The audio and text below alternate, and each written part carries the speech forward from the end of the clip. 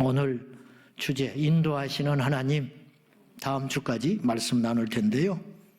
어떤 나그네가 안개 낀 초행길 낭떠러지기를 가게 됐어요. 할 수 없이. 근데 뭐 얼마나 낭떠러지가 있는지 조심조심 가는데 초행길이라 안개 낀 낭떠러지를 어쩔 수 없이 가야 하는 그 길인데 이 나그네가 낭떠러지에서 떨어지고 말았어요. 살라고 했는지 나뭇가지에 여기에 등짝이 딱 걸려가지고 대롱대롱 매달았는데 밑에를 보니 천리길 낭떠러지. 정신을 차려보니까 올라가지도 못하고 내려가지도 못하고. 근데 이 나그네가 예수를 믿는 성도였어. 하늘을 보고 외쳤어요. 하나님, 나 좀 살려주시오. 옛날에는 대답도 안 하시던 분이 그때 하나님께서 말씀을 했어요. 살고 싶으냐? 예, 하나님 나 좀 살려주십시오. 그때 하나님의 대답이 이랬어요. 그 나뭇가지를 끊어버리고 뛰어내려라. 그때 이 나그네가 가만히 생각을 하다가 거기 하나님 말고 다른 분 없습니까? 그러더라고요. 그건 못 하겠다는 거야. 하나님이 해라고 그랬잖아. 뛰어내리면 받아준다는 거야. 하나님의 인도를 믿어야 되는데 우리가 믿지를 못해. 그러니까 의심을 하고 두려워하고 불안해하는 거야. 이 길이 맞을까?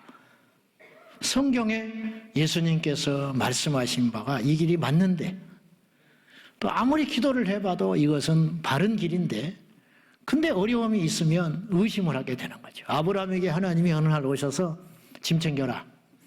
그렇죠? 가자. 너는 본토 친척 아비 집을 떠나라. 이거요. 여러분 남의 말이라고 쉽게 들으면 안 돼. 그 당시 지금부터 4,000년 전입니다.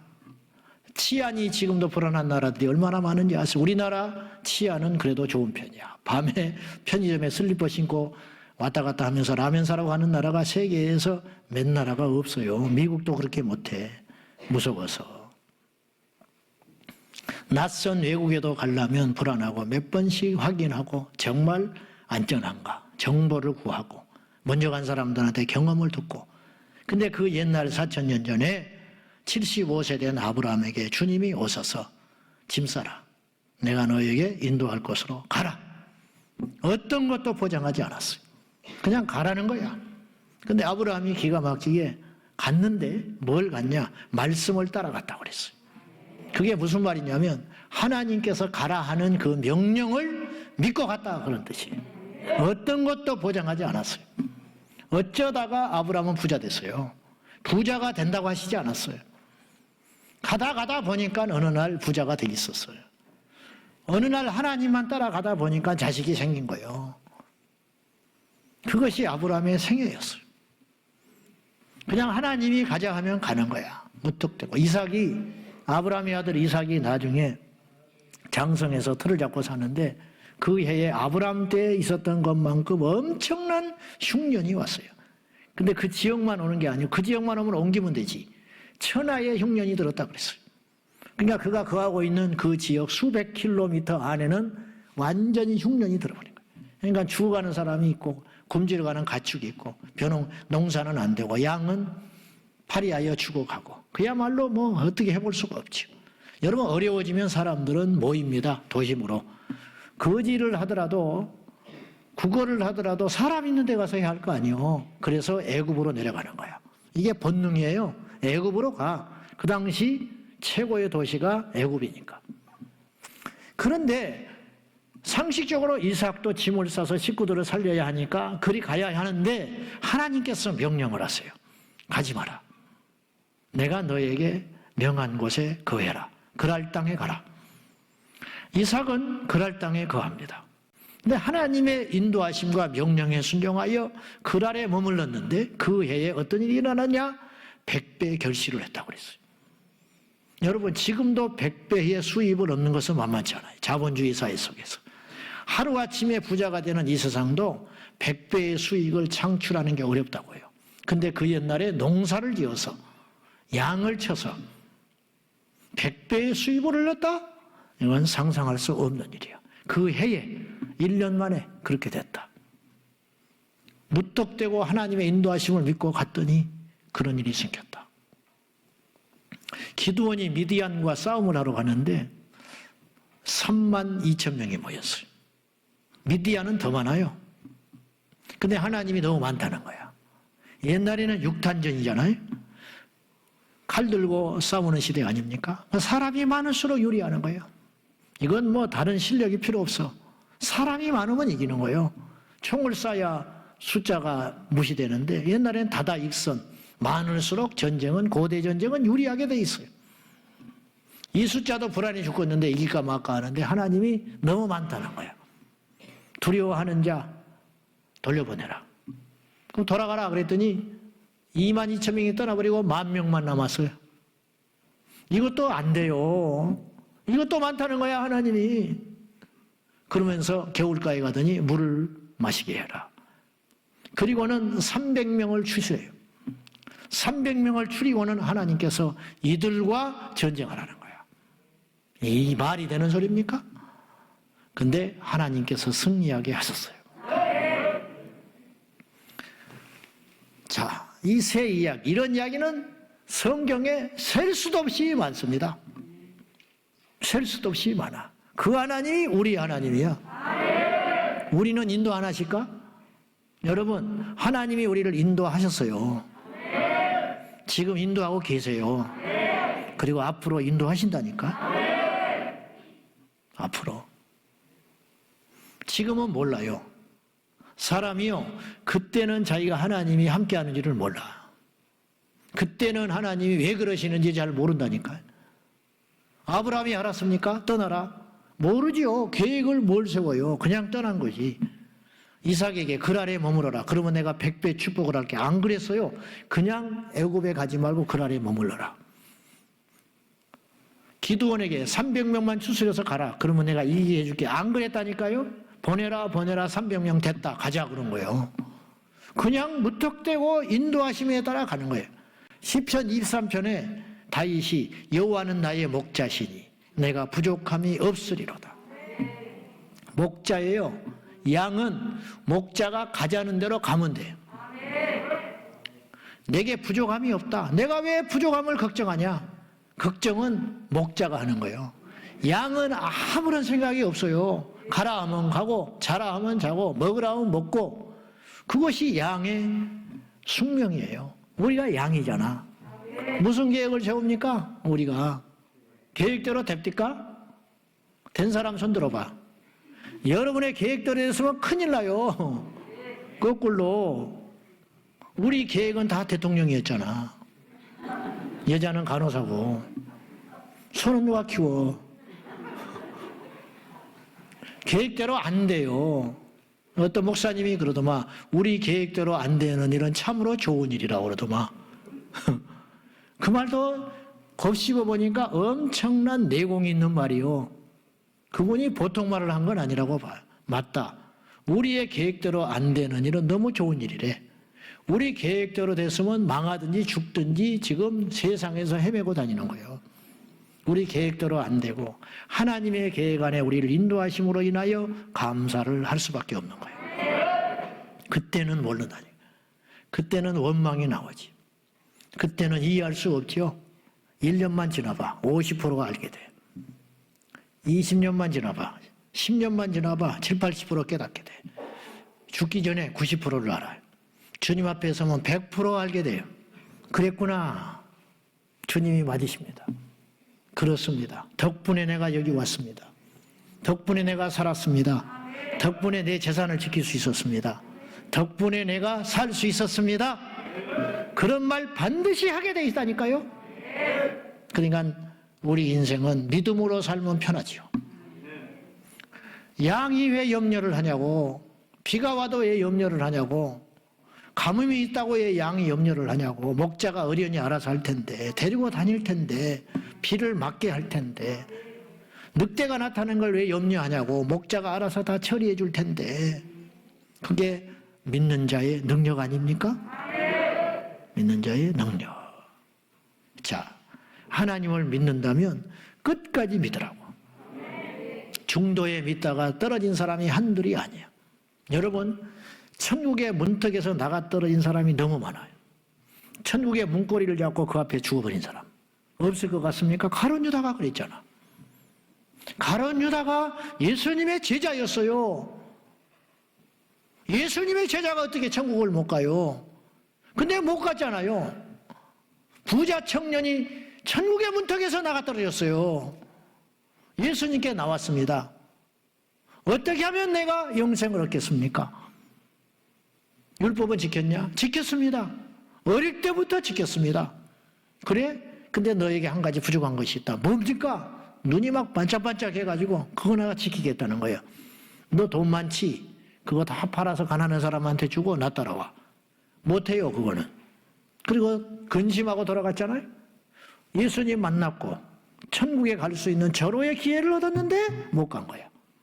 지금도 마찬가지예요. 교회 왔다 간 사람이 한둘입니까? 설교를 듣고 운 사람이 한둘이에요? 기도하다가 주님 만났던 사람이 한둘이에요? 은혜 받고 신학을 해서 목사 된 사람이 한둘입니까? 선교사 간 사람이 한둘이에요? 그들이 다 천국 갑니까? 그들이 다 지금 믿음 안에 있습니까? 그들이 다 지금 예배하고 있습니까? 그렇지 않아요. 목회했던 사람도 세상에 나가서 점쟁이하고 놀고 다니고 제사 지내는 사람이 있어요. 예배를 언제 드립니까? 그런 사람들이. 술 먹는 사람은 없습니까? 우상 숭배하는 사람 없습니까? 오히려 교회를 공격하는 사람은 없어요? 한때 은혜 받았던 사람이? 그런 사람은 뭐냐? 천국에 들어갔다 나와버린 사람이요. 이름이 써졌다가 지워버린 사람이요. 얼마나 아까워. 얼마나 불쌍해. 그래서 지옥에 간 사람들은 공통점으로 슬피 울며 이를 간다 그랬어요. 왜 이를 가라? 원통해서. 귀신 쫓으면 다 이렇게 말해요. 원통하다고. 귀신이 다 원통하다고 그래. 한이 있다는 거예요.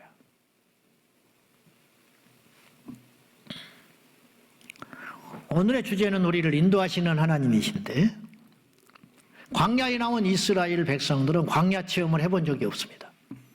종살이 했지만 광야에 나온 적이 없잖아. 몰라. 어느 정도 일하러 잠깐 나왔다 들어가고 했지만 그렇게 오랜 기간 동안 광야에서 머문 적이 없었지요. 처음이야. 우리 인생이 광야라 그런 표현을 해요. 어째서 그러냐? 첫째, 우리 인생이 미지의 세계예요. 잠언서 27장에 보면 하나님께서 우리에게 내일 일을 자랑하지 마라 그랬어요. 왜? 내일 네가 무슨 일을 만날지 알지 못하느니라. 하나님께서 우리에게 다 주셨는데 우리에게 주시지 않은 게 하나 있어요. 그건 뭐냐? 내일을 알지 못하게 하셨어요. 여러분, 하나님의 능력이라면 우리에게 알 수 있게 해주셨어요. 근데 막아놨어요. 그건 왜 그러냐? 우리를 위해서 막아놓으신 거예요. 앞일을 알지 못하게 하셨다니까요. 에레미야 애가에 보면은 몰라요. 그래서 앞일을 안다고 함부로 섰듯 떠드는 사람들은 그건 하나님의 사람이 아닐 수 있어요. 앞일은 누구도 몰라요. 주님만 알아요. 그거는 피조물의 한계인 거예요. 함부로 미래를 뭐 예언한다, 뭐 전쟁이 난다, 어쩐다 그런 소리에 현혹되면 안 돼요. 그건 모르는 거예요. 어쩌다 맞는 거야. 맞는 사람도. 알겠어요? 100개 중에 하나 맞았다고 그 대단한 예언가처럼 행동하고 다니는데 99개가 틀렸잖아. 나도 하나는 맞출 수 있어. 그러니까 그런 거에 미혹되면 안 돼요. 그건 복음이 아니에요. 예언이 아니에요. 진정한 복음은 말씀이고 진정한 예언은 계시는 예수 그리스도입니다. 주님 안에만 아는 거예요. 그런 것에 관심 가질 시간에 한 번이라도 성경을 읽는 게 낫고 가족의 구원을 위해서 헌신하는 게 낫다. 나는 그렇게 보는 사람이에요. 자, 무슨 말하다 왔냐면은 이스라엘 백성들이 광야에 처음 나왔다는 거예요. 막막하지요. 인생이 광야와 같다. 내일 계획을 세운들 무슨 필요가 있어? 먹을 게 없고 의복도 없고 음식도 없고 마실 것도 없고 그들에게는 오직 하나밖에 없어요. 그건 뭐냐? 가나안 땅에 들어간다는 거. 그거 하나밖에 없지 다른 건 아무것도 없는 거야. 우리 인생에 마찬가지. 오늘 내가 누리고 있는 걸 내일 누린다고 보장 못해. 오늘 내가 건강하다고 내일 건강한다고 장담 못해. 이게 광야예요. 아무것도 우리 계획이나 준비해보시오. 준비한 대로 되는지. 네? 보험이 여러분을 지켜줍니까? 연금이 우리를 지켜줄 것 같습니까? 안 되는 거예요. 될 수도 있지만 안 되는 거예요. 준비 안 한다고 죽겠습니까? 준비한다고 안전하겠습니까? 그렇지 않아. 광야도 마찬가지. 이들이 갖고 나온 식량이 며칠이나 먹을 수 있겠습니까? 안 되는 거예요. 광야에 나온 이스라엘 백성들, 위험한 상황에 들어가 있는 거예요. 이들은 거의 죽을 수밖에 없는 사지에 몰린 거예요. 그래서 옛날을 그리워하는 것도 이해가 돼. 애굽이 낫다. 애굽에서는 종살이는 했지만 자유는 없었지만 사람 취급은 못 받았지만 보장은 받았지 않냐? 광야는 이건 뭐냐? 아슬아슬해서 살 수가 있냐? 불안해서 살 수가 있냐? 오늘 먹으면 딱 그만이고 오늘 마셔버리면 그만이고 내일 어떻게 살아가야 되냐? 그 원망하는 것도 이해가 돼. 한편으로는. 자, 광야에 놓인 이스라엘을 하나님은 어떤 방법으로 인도하셨느냐? 오늘 36절에 나와 있습니다. 한번 봅시다. 다 같이 시작.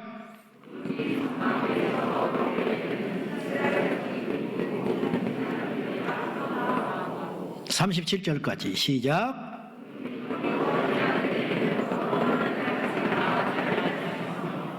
자, 하나님께서 이스라엘 백성들을 지금 인도하고 계시는데 모여라 그렇게 하지 아니하시고 성막을 만드시게 하고는 성막의 가장 큰 기능은 하나님을 만나는 자리예요. 그래서 출애굽기가 기가 막힌 책인데 성경은 허투루 한 구절 써진 게 하나도 없습니다. 다 순서가 있고요. 일리가 있고요. 뜻이 있어요. 성경은. 그러나 창세기가 창세기부터 있는 이유가 있고 요한계시록의 마지막에 있는 이유가 있어요. 사람들이 몰라서 함부로 성경을 난도질하고 무시하는 거예요. 출애굽기를 보면 하나님의 이 정확한 메커니즘이 있다는 걸 알아야 돼요. 이스라엘 백성들을 광야로 데리고 나온 다음에 제일 급한 게 뭐냐면 그래서 나온 첫날부터 하나님이 주신 것이 있었는데 불기둥과 구름기둥이야. 온도 차이 때문에 못 살아요. 그러니까 며칠만 있으면 그냥 죽어버린다고. 그러니까 나온 날부터 이스라엘 백성들이 구하지도 않았는데 불기둥과 구름기둥을 보내가지고 보호를 해줘요. 죽지는 않게 해줘. 그 다음에 뭘 주셨냐? 생수를 줘요.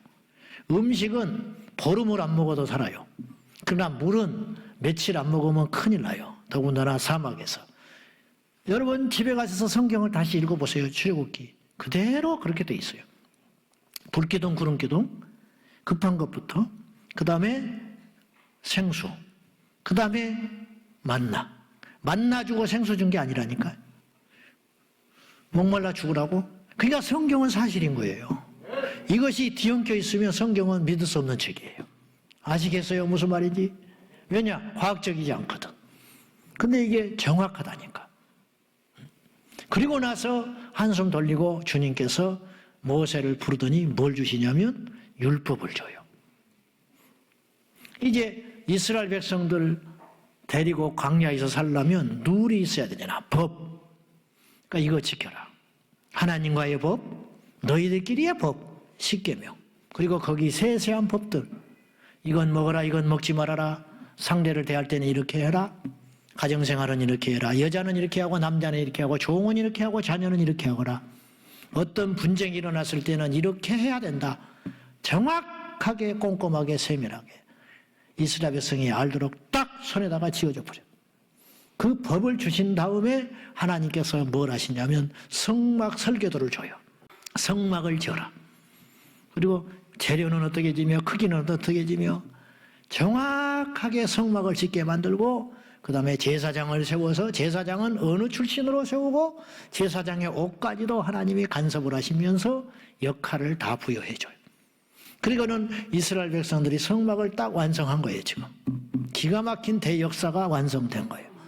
그리고 행진할 때 지금 성막의 기능은 첫 번째 하나님을 만난다. 두 번째 기능은 뭐냐? 하나님께 예배하고 제사하는 것이고 세 번째는 뭐냐? 성막에서 구름이 피어오르는 거예요. 성막은 어디 있었느냐? 이스라엘 백성들의 진치는 12지파들이 진을 치잖아요. 가운데에 성막이 딱 있는 거예요. 그러니까 이동할 때는 어떻게 하냐? 성막을 제일 먼저 걷어요.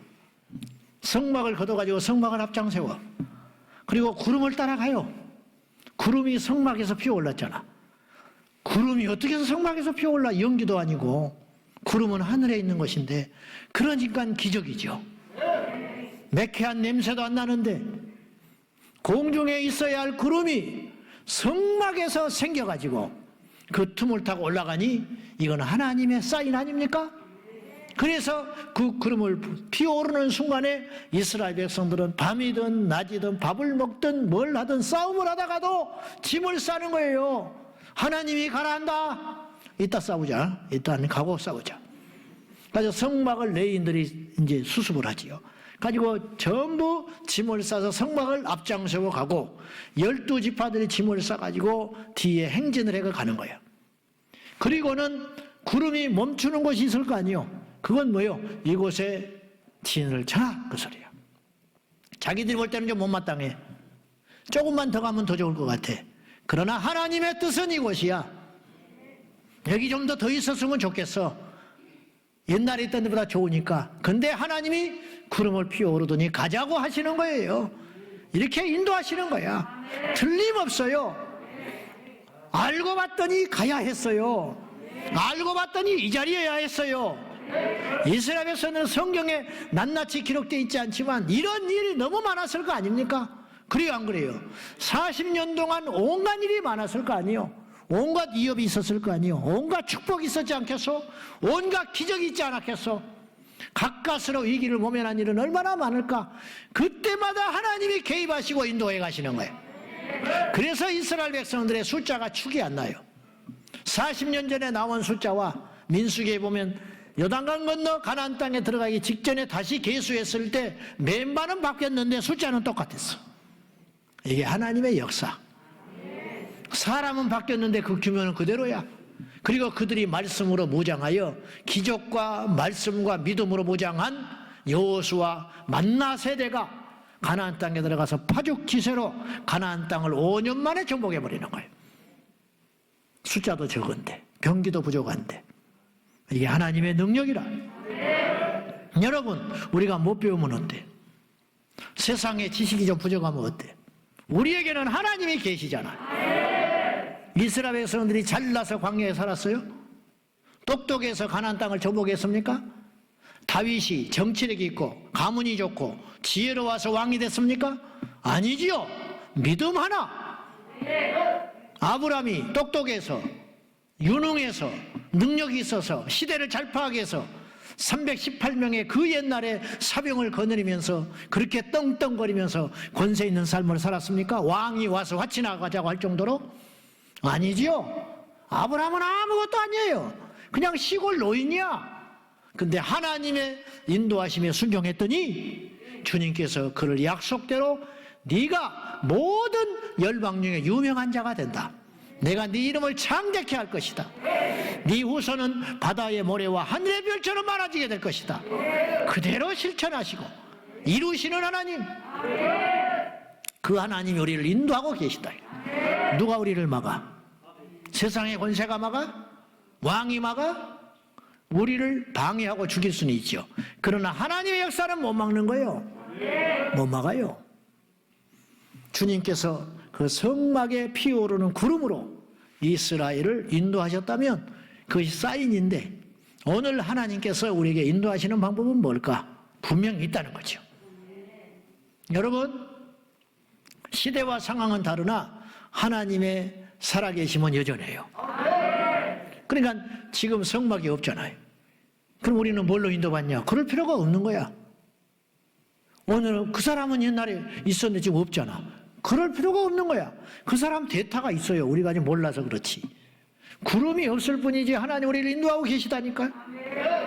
그러면 이제 여기서 우리가 당연한 질문을 하나 해야죠. 하나님은 지금 이 시대에 우리를 인도하신다고 하는데 그건 믿는다 이거죠. 저는 확실히 믿어요. 믿는데 그러면 무엇으로 우리를 인도하고 계시냐? 인도하시는 도구는 뭐냐 이거예요. 도구. 그건 때마다 달랐어요. 자, 광야에 나온 이스라엘은 구름으로 인도하셨죠. 또 구름만으로만 인도했겠어요? 또 뭐가 있었겠지. 또 그때마다 있지 않았겠어요? 때로는 모세의 말 한마디로 인도했겠지. 구약의 이스라엘은 하나님 어떻게 인도하셨냐? 직접 말씀하시고 인도하시기도 했지만 선지자를 보내가지고 인도했어요. 아시겠죠? 무슨 말인지. 바벨론과 손잡아라.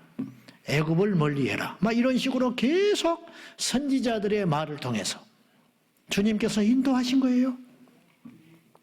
인도하신 거예요. 지금 우리는 어떤 식으로 인도하실까? 그걸 보자는 거죠. 첫째, 우리 주님은 우리를 말씀으로 인도하고 계세요. 말씀으로 인도하신다. 여러분, 가장 정확하고 탈이 없으며 보편적이고 안전한 방법, 말씀. 말씀. 징조는 위험해요. 징조는 각자 받아들일 수 있어요. 이거는 하나님이 오른편으로 가라는 것 같다. 아니야, 왼편이야. 자기 입맛대로 해석할 수 있어요. 그러나 말씀은 그렇게 할 수 없어요. 물론 사입이 이다는 말씀도 왜곡하지만 보통의 경우는 말씀은 분명한 말씀을 왜곡할 수는 없어요. 십계명, 딱 그 말씀을 바꾸지 않는 한 인간이, 폐역한 인간이 십계명을 바꾸지 않는 한 분명하잖아요. 우상 숭배하지 마라, 안 해야 되는 거예요. 이게 하나님의 명령이에요. 말씀, 간음하지 마라, 어떤 경우에도 안 되는 거예요. 부모를 공경하라, 명확하잖아요. 어떤 이유를 달 수 있어요.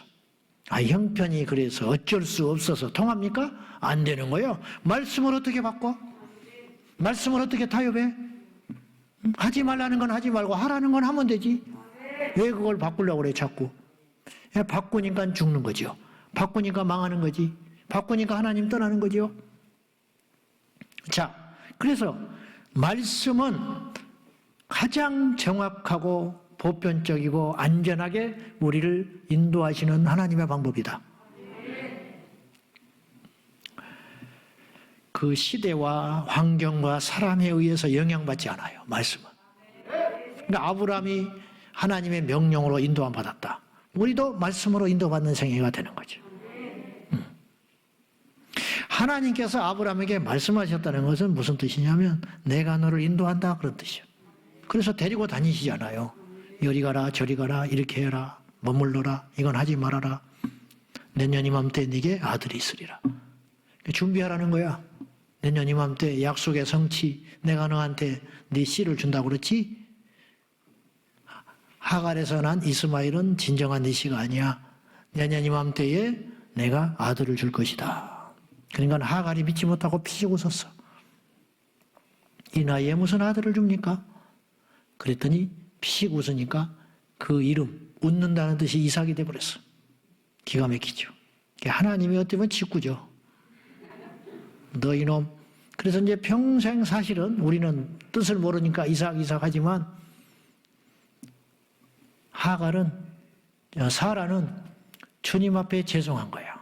이삭이라는 이름을 부를 때마다 내가 그때 의심하고 웃었지. 이삭 그랬을지 몰라. 자, 하나님께서 다윗에게 말씀을 하세요. 그건 뭐냐? 내가 너를 인도한다 그런 뜻이에요. 사무엘하 5장 19절 말씀 다 같이 시작.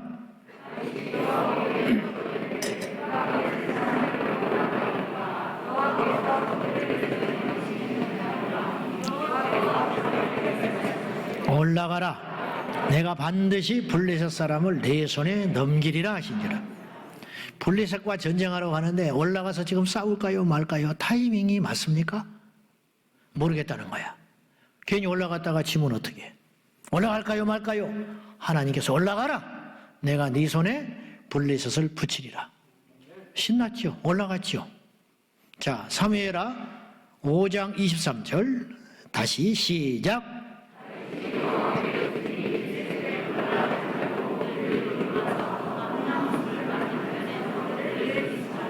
똑같이 적을 만났고 똑같이 전쟁하는데 한 번은 올라가라 하시고 한 번은 올라가지 마라. 때가 아니다. 지금 올라가면 진다 이거예요. 하나님이 이렇게 분명히 말씀을 하셔서 인도하셨다는 거예요. 자, 아브라함에게 하나님 와서 말씀하시고 다윗에게 와서 말씀하시고 하니까 대단한 것 같지요? 근데 한번 따져봐요. 하나님이 말씀 안 주면 그들은 끝나는 거야. 성막에서 구름이 올라가지고 막 이렇게 인도하고 하니까는 오류가 없고 그렇게 살면 되겠다 싶지요? 부러우신가요? 하나님이 어느 날 구름 걷어버리면 어떡할 건데. 무슨 말이냐면 구약의 이스라엘 백성들은 종은 수동적이었어. 말씀을 주시지 않으면 들을 수 없어요. 계시가 막히면 끝장이야. 그래서 말라기 선지자를 끝으로 400년 동안 하나님이 계시를 안 줘버려요. 400년 동안 이스라엘 성들은 암흑천지에 사는 거예요. 선지자가 안 나타나요. 그러니까 완전히 캄캄해가지고 전부 지옥 가고 망하고 엉망진창으로 사는 거예요. 하나님이 종을 안 보내버리니까. 그러다가 그 어둠을 뚫고 나타난 인물이 세례 요한이야. 기가 막힌 거지요. 근데 오늘 우리는 자녀예요. 무슨 말이냐? 하나님의 말씀이 옛날에는 종이었던 이스라엘 백성들은 말씀을 기다렸다니까요. 그래서 엘리 제사장이 사무엘아, 엘리사한테 쫓아가지. 엘리가 부른 줄 알고 아니다. 이제 깨달았어. 2번이나 그러고 나서 이번에 또다시 너를 부르거든 주여 말씀하소서. 하나님 말씀하시니까 들어라. 근데 하나님이 2번만 부르고 안 불러버렸어. 그러면 어떡할 건데? 안 들리는 말씀을 어떻게 듣냐고요. 그리고는 계시 안 해버리면 끝장이잖아. 선지자가 계시를 받아야 말을 하지요. 그러니까 거짓 선지자들이 나타나는 거예요. 계시가 안 오니까 임의로 예언을 하는 거야. 그래서 멸망길로 가고 이스라엘이 대혼란에 빠지는 거죠. 그거라니까요. 근데요, 하나님께서 우리에게 기록된 말씀을 줬어요. 뭐냐? 이 말씀이 옛날에는 말씀을 기다렸는데 이제는 말씀이 우리를 기다리고 있어요. 할렐루야. 이 차이가 얼마나 크냐?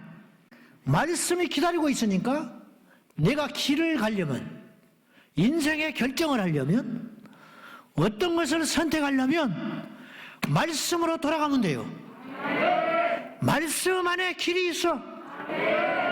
말씀을 읽고 기도를 하면 하나님께서 우리에게 계시하고 가르쳐줘요. 여지없이 가르쳐준다니까. 그러니 구름 정도가 아니에요. 직접 와서 말씀하시는 정도가 아니야. 우리는 왕의 자녀야. 자녀가 됐기 때문에 언제든지 전화할 수 있어요. 옛날에는 하나님의 전화를 기다려야만 했다니까요. 전화 안 주시면 꼼짝없는 거예요. 그냥 죽는 거야. 그런데 지금은 내가 전화하면 돼. 하나님. 그리고 그 하나님은 항상 전화를 받으셨어요. 할렐루야. 그러니까 우리 하나님이 지금도 말씀을 통하여 우리를 인도하고 계시다고 말이죠. 거기에 덧붙여서 성령이 말씀과 함께 우리를 동치하셔.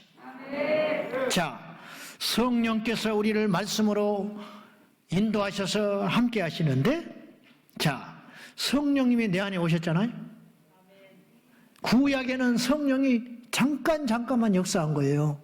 삼손에게, 다윗에게 여호와의 신이 감동을 해요. 사울에게 그때뿐이야. 그리고 성령이 떠나버려.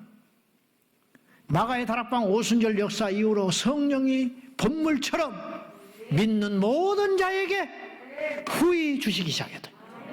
저에게도 여러분에게도 마음만 열면 육신의 세례를 안 받더라도 성령의 세례를 먼저 받을 수 있어요.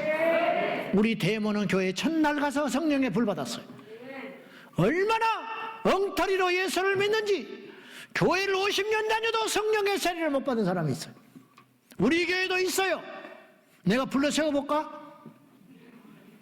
주보에 이름 내볼까? 막 어느 때는 내버리고 싶어.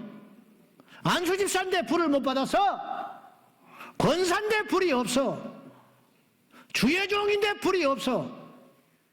교만하다고 하지 마세요. 여러분, 맛본 사람은 알아요. 진짜는 가짜가 보이는 거요. 근데 가짜는 진짜인지 몰라. 아시겠어요, 여러분? 믿는 자는 안 믿는 자가 보여요. 천국에 갈 자는 지옥 갈 자가 보인다고요. 그러나 지옥 갈 자는 천국 갈 자가 안 보이는 거요. 무슨 말인지 이해되면 아멘 하세요.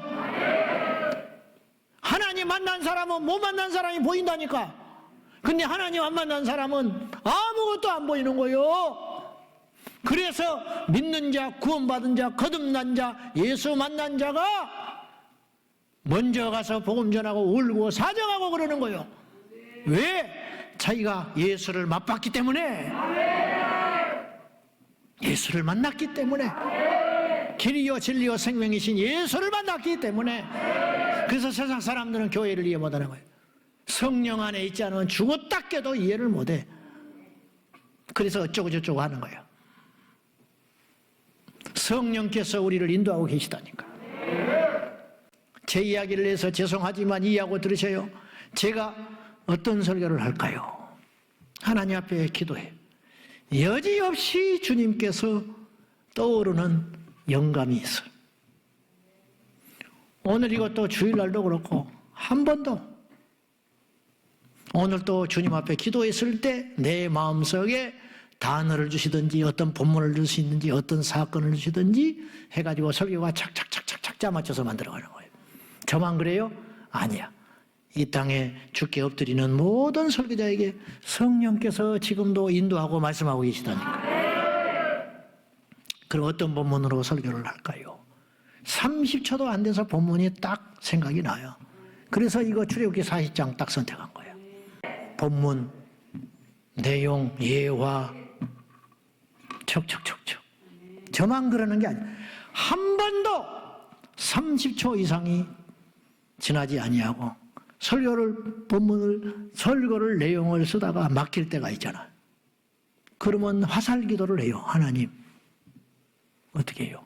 30초도 안 돼서 주님께서 탁 풀어줘요. 그 다음 게 딱 떠오른다니까. 저만 그러는 게 아니라니까. 우리 셀리더들은 안 그럴 줄 알아요? 응? 셀리더들이 인도할 때 그런 걸 얼마나 경험하는지 아세요? 그 좋은 축복의 자리를 안 한다고.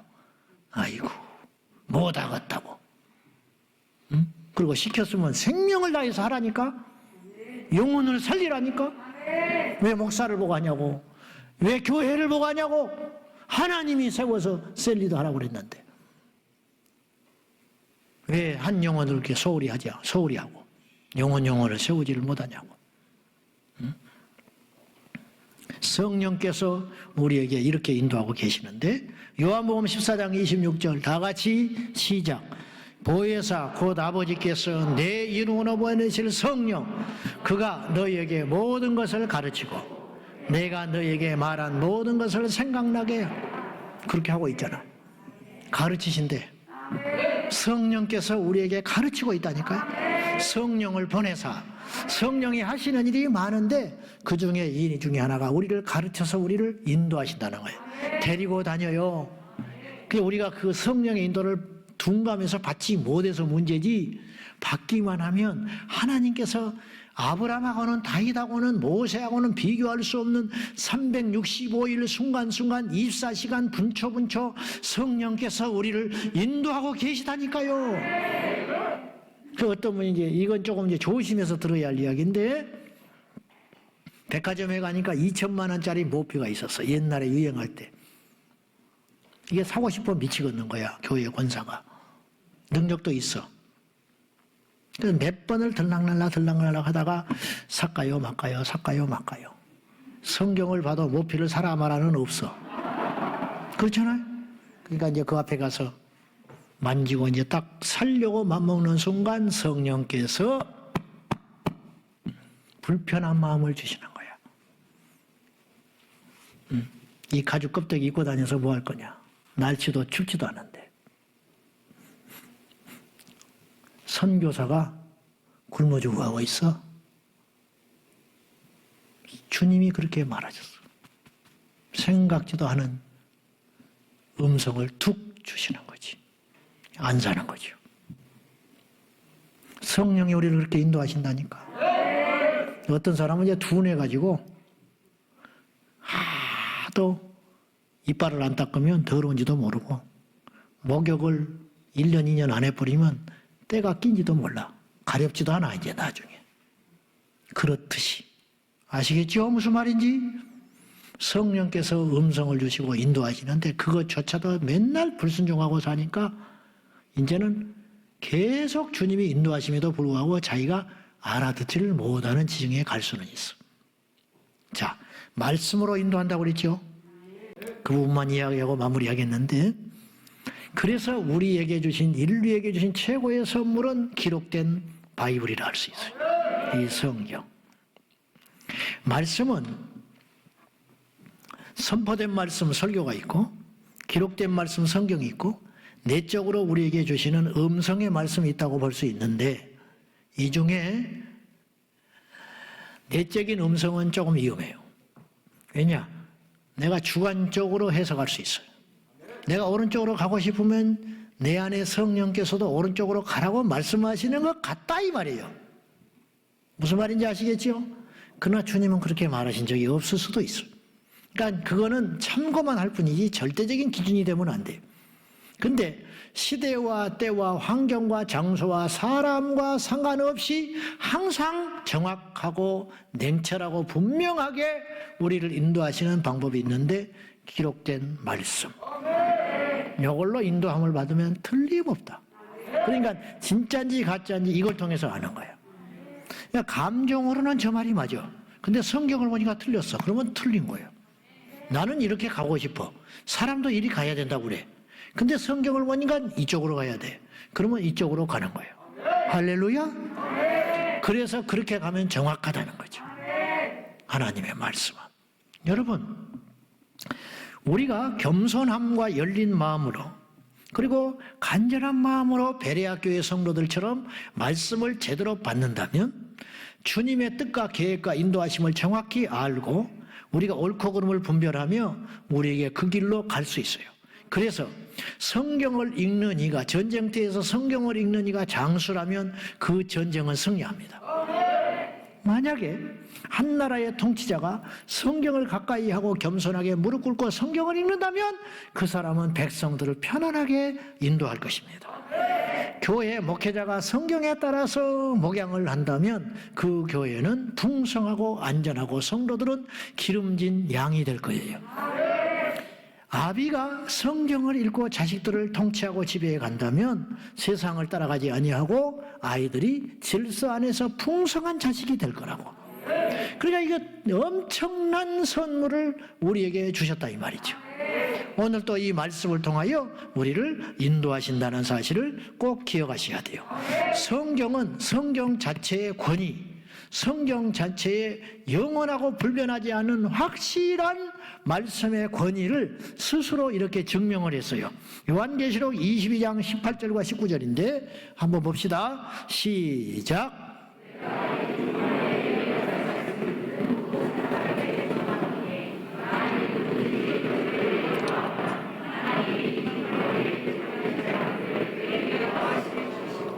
만일 누구든지 이 두루마리의 예언의 말씀에서 제하여 버리면 하나님이 기록된 생명나무와 및 거룩한 성의 참여함을 제하여 버리시리라. 여러분, 이 말씀을 읽을 때마다 두렵기도 하고 확신이 생기기도 하고, 하나님께서 이 말씀을 얼마나 엄중하고 귀하게 생각하시는지 그 심정이 느껴지는 거예요. 누구든지 기도하는 사람, 은혜 받은 사람, 주의 종 필요 없다. 누구든지. 그래서 이만희 그는 지옥의 제일 밑바닥에 가 있을 사람이야. 왜냐? 성경을 함부로 해석하잖아요. 자기를 보혜사라고 하잖아요. 그러니까 성경에 기록된 모든 재앙을 그에게 더할 거예요. 말씀에 그랬거든요. 내가 그 사람 본 적도 없어. 개인적으로 내가 감정이 있어서 그런 소리 하는 게 아니야. 안타까워서. 죽기 전에 회개하면 다행이지만 그렇지 않다면 무수히 많은 영혼을 같이 지옥으로 끌고 가고 있는, 이 말씀에 기록된 것 외에 더하여 말하면, 쓸데없는 소리 하면, 가끔 성경을 읽다 궁금증이 증폭돼 가지고 모르는 것을 알려고 몸부림치는 사람이 있어요. 그런 사람들은 스스로 예언을 사사로이 풀다가 멸망길로 가는 거야. 여러분, 성경을 읽다가 모르는 부분이 있고 여기저기에서 모순된 부분이 발견되거든 기도하고 넘어가면 되는 거야. 그걸 왜 알려고 난리법석을 들어? 응? 이스라엘 백성들이 애굽에서 종살이 한 게 400년이라고도 나오고 430년이라고도 나와요. 다윗이 7번째 아들로도 나오고 8번째 아들로도 나와요. 그걸 가지고 전생애를 거는 사람이 있어. 네가 7번째면 뭐하고 8번째면 알면 뭐할 거냐. 다윗의 믿음만 본받으면 되지. 광야 이스라엘 했었는데 애굽에서 400년 정살이 했으면 뭐할 거고 430년 했으면 뭐할 거냐. 401년을 했다면 뭐할 거냐. 지나간 일인데 네나 똑바로 예수 믿어. 그러니까 그런 것에 꽂혀가지고 난리 법석을 떨고 맞니 그러니 2단이니 3단이니 5단이니 이따구 소리하다가 인생 허리하다가 주님 만나면 아이고 뜨거운 데로 가거라. 어떡할 거예요? 그야 성경을 읽다가 그런 것에 은혜는 받지 않고 눈물을 흘리면서 뚝뚝뚝 떨어지면서 하나님이 광야에서 애굽에서 400년이나 종살이하던 인생을 하나님께서 정확한 때에 건져내셨구나. 그렇게 은혜 받으면 되지. 응? 왜 그런 것에 꽂혀가지고 난리법석 가지고 이제 그걸 자기 논리적으로 맞다는 걸 증명하려고 하다 보니까 이제 과장된 이야기를 하기 시작하는 거야. 막 여기저기서 자료를 가져다가 어디서 들어가지고 해가지고 막 이건 이렇다. 430년이라는 이유와 정확한 이유가 이렇다. 근데 그게 아니면 어떡할 건데? 더하지 말라는 거요. 더하면 이 기록된 모든 재앙을 너에게 더해버린다. 문둥병, 망하는 거, 죽는 거, 실패하는 거, 뭐 이런 모든 재앙, 기근, 흉년, 전염병, 막 이런 거 다 더해서 이 말씀은 뭐냐면 그만큼 성경을 함부로 대하지 마라. 훼손하지 마라. 저는요, 제하는 것만 죄인 줄 알았어. 성경을 이렇게 무시한다든지 빼버린다든지 그런 거 있잖아요. 근데 더하는 것도 하지 말라는 거야, 하나님. 과장되게 이야기도 하지 말라는 거야. 과장되게. 그것도 죄다. 그러니까 성경의 핵심은 뭐가 있냐면 정확성에 있다는 거예요. 정확하게 모르면 모른다, 알면 안다, 맞다, 틀리다, 예, 아니다. 그거 말하라는 거야. 쓸데없는 거 붙이거나 빼지 말고. 빼면 어떻게 하냐? 자기 유리한 대로만 이야기하고. 응? 이단들이 그렇잖아. 주로. 빼버리는 거예요. 성경을 바꿔버려요. 해석을 제멋대로 하는 거예요. 응? 시, 말씀이라고. 시가 어느 때는 말씀이지만 어느 때는 그냥 양식의 시야. 응? 말씀이 짝이 있다고. 암수에 짝이 있다고. 이사야서에 나오는 짝이 있다고. 무식한 소리 하고 있는데 그 말씀의 짝은 암수의 짝을 이야기하는 거 그 전에 읽어보면 무슨 말씀의 짝이야. 창세기와 계시록이 연결되어 있지요, 당연히. 그렇지만 그걸 짝이라고 하면 안 된다니까. 그러니까 이제 과장되고 제하는 거잖아. 그거 심판받는 거예요. 그러니까 성경을 그렇게 하지 말아라. 성경은 위대한 책이다. 하나님 말씀이니까. 여러분 뭔가를 결정하려고 하세요? 지금 답답해 죽겠어요? 사람 찾아가지 마. 말씀을 보라고. 말씀을 보면 기도하게 돼. 말씀과 기도는 함께 가게 돼 있어요. 그리고 말씀과 기도가 충실하여 돌파가 되고 양이 차면 하나님께서 우리의 삶을 풍성하게 인도하신다니까요. 제가 이야기하고 하나 마칠게요. 제가 불 받아가지고 목사가 되고 싶어 죽었는데 어느 날 내 스스로에게 고민이 생겼어. 그건 뭐냐? 내가 주의 종의 길을 가는데 내가 가고 싶어서 가면 안 되잖아. 하나님이 부른 적이 없으면 어떡할 거야? 그렇잖아. 부른 적이 없다는 거예요, 나는. 주의 종으로. 그러면 어떻게 내 인생은 완전히 허비하는 거 아니에요? 응? 헛다리만 긁다가 마는 거 아니야. 그럼 하나님이 교회도 안 주실 거고 영혼도 안 붙여줄 것이고 신학도 안 가게 할 거고 가봤자 졸업한 다음에 아무것도 아닐 거 아니야. 그러니까 이제 하나님 앞에 기도하기 시작한 거예요, 제가. 주님, 분명히 좀 가르쳐 주시오. 내 욕심으로 신학을 해서 목사가 되고 싶어서 되는 겁니까? 하나님의 진짜 부르심이 있는 겁니까? 그렇잖아요? 이걸 놓고 이제 나는 생사를 놓고 기도를 하는 거예요. 내 인생이 달린 일이잖아요. 가야 하는데 안 가도 안 되고 가지 말아야 할 길인데 가면 또 안 되잖아.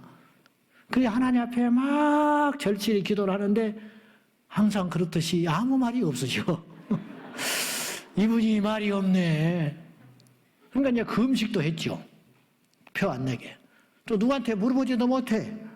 왜? 나한테는 중대한 문제지만 다른 사람한테는 뭘 복잡하게 그렇게 생각하냐. 가 그냥.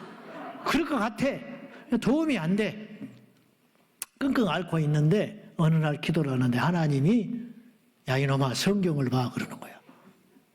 그렇게 끙끙 앓지 말고 답답할 때는 말씀을 봐.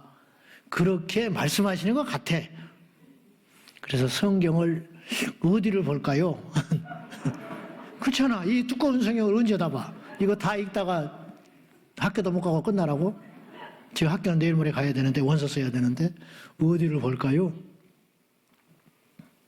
가운데를 봐라. 이사야서를 읽기 시작했어. 이사야서를 한 번 읽었는데 그냥 글씨야. 하나도 내 마음에 와닿지가 않네. 다시 봐요. 이사야 6장 8절에서 나는 무릎을 꿇었어요. 읽다가 이사야 6장 8절 이게 내가 소명받은 말씀이요. 같이 봅시다. 시작.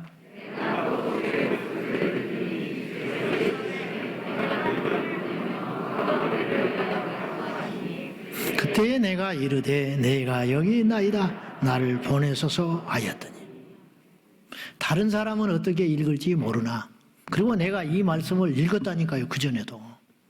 근데 그때는 다르게 다가왔어. 이 말씀이 글이 아니야. 와, 심장에 와서 붙어버리는데 내가 누구를 보내며 누가 나를 위하여 갈고 이게 아버지의 심정으로 들려왔어. 보낼 사람이 없다. 그때 이사야가 내가 여기 있나이다 나를 보내소서. 주여 부족하지만 내가 가겠습니다. 내가 그랬잖아. 그대로 나는 흔들리지 않았어요. 학교 가서 어쩌고 저쩌고 해도 흔들리지 않았어요. 데모를 내도 나는 흔들리지 않았어요. 내가 부족해서 문제지 하나님이 나를 부르신 것에 저는 흔들리지 않았어요. 뭐 때문에? 어떤 사람이 나에게 그렇게 말을 했다면 나는 흔들렸을 거예요. 왜냐? 그 사람은 신뢰할 수 없잖아. 그 사람 말은 맞을 수도 있고 틀릴 수도 있잖아. 근데 하나님의 말씀이 지금도 여전히 그 말씀은 여기 있어요. 그 변하지 않고 요동하지 않는 말씀이 나에게 약속으로 하셨기 때문에 저는 흔들릴 수 없어요. 왜냐? 주께서 말씀하신 게 분명하니까. 하나님은 오늘 우리를 인도하고 계신다. 맡기세요. 그러니까 맡겨. 근데 아무것도 안 하면 안 돼. 기도해야 돼. 아무것도 안 하면 안 돼. 말씀의 길을 쫑긋 세우고 하나님이 나를 어떻게 인도하시는지에 예민하게 반응하는 부지런함이 있어야 돼. 주저앉아가지고 주야장창 할 거 다 하고 다니면서 하나님이 나를 어떻게 이렇게 하시나 그런 거는 비겁한 거야. 그건 안 되는 거죠. 결론, 하나님은 우리를 인도하시고 계시다.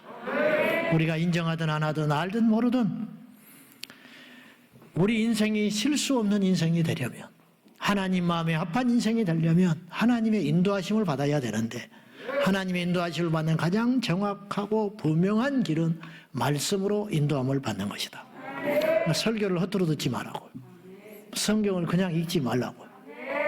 그래서 말씀으로 인도함 받아 안전한 우리 인생이 되기를 주님의 이름으로 축원합니다.